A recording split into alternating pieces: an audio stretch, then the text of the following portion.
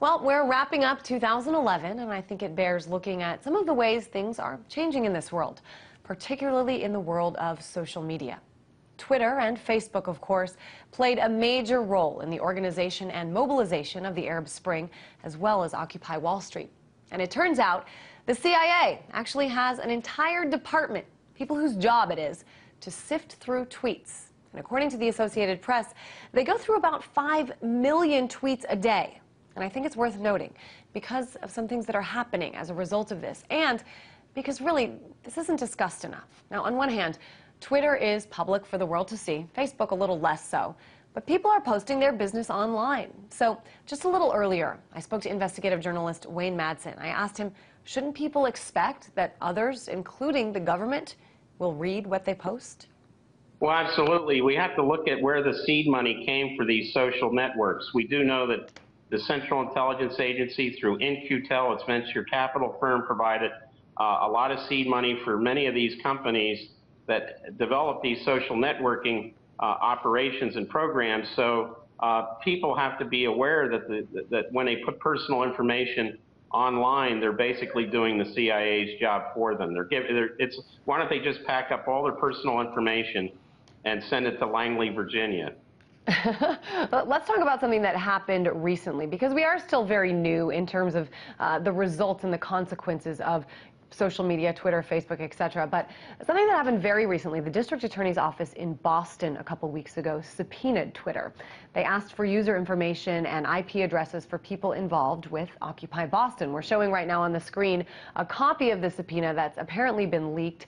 And you can see here the Assistant District Attorney Benjamin Goldberger saying this information is needed for a criminal investigation, asking for the IP addresses of these specific names. He doesn't seem to understand that hashtags are actually not Twitter handles, but that's fine. Wayne, are we going to see more of this, more legal action like this in the future?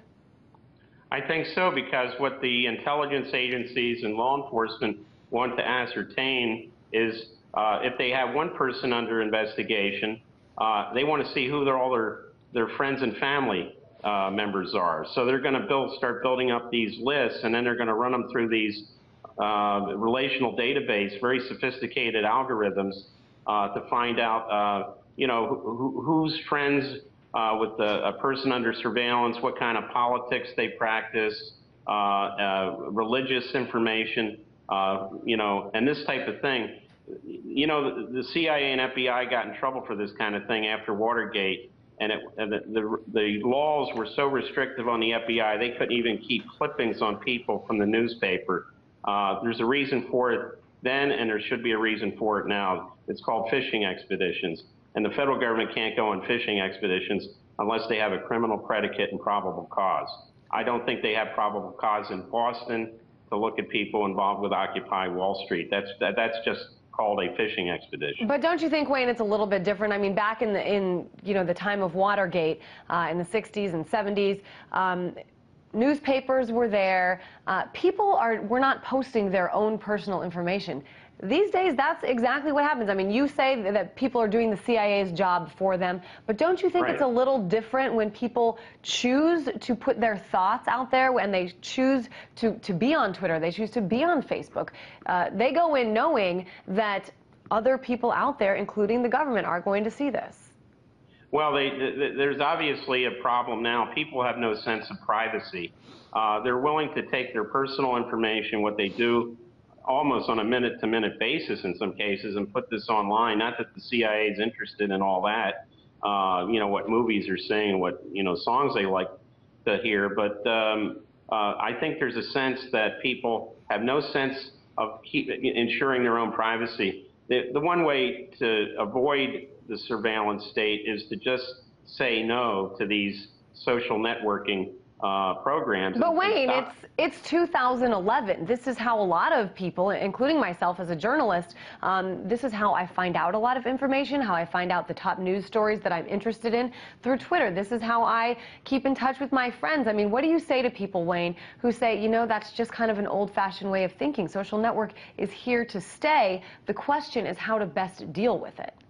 Well, you're right, and obviously we use email, which can also be looked at by these same agencies. The problem is would you engage in a private conversation yelling at the top of your voice on a city street? You wouldn't do that.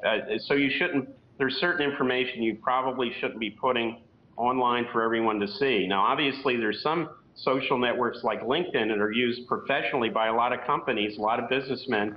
Now, that kind of information could be of interest to the CIA because they're doing this under open source collection, and that gets into the area of business competitive intelligence, and that's the type of information the CIA really wants. But that could cost the company a lot of money if that information should wind up in the hands of the government, who would share it with potentially other countries, other agencies, and in countries where they may be competitors to their own business interests. I think it's an important point, and I think there is a really fine line here. People do complain about the infringement on their civil liberties, but they're happy, as I am, I'll be honest, when, you get a friendly iPhone recommendation about, great Vietnamese food in a 3-block radius of where you're standing. So I think that there's positives, too, but here's one of the most common arguments that I hear, Wayne, and that is, well, I'm not doing anything that I have to be ashamed of. I don't have anything to hide, so I don't care that that stuff's all out there. So I want to ask you,